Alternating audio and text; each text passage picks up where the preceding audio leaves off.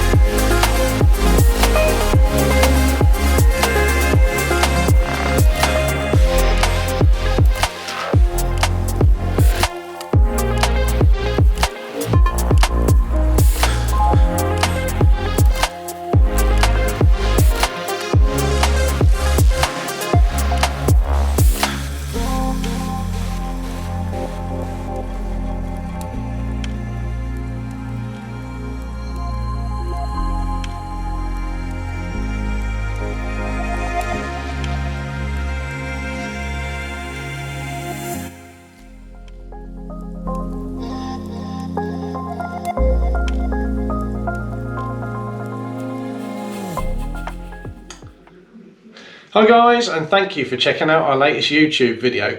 Hopefully you've enjoyed this one, just seeing a few bits and pieces towards all the styling and bits we do for the Ford Ranger Wildtraks. Hopefully it's given you some ideas for your own pickup trucks, from the arches and the wheels. And don't forget, of course, if there's anything we can help you with, please do give us a shout at Black Stag Styling. Check us out on Instagram and Facebook, or on our website, of course, and TikTok under Black Stag Styling if you want to have a little look at that as well.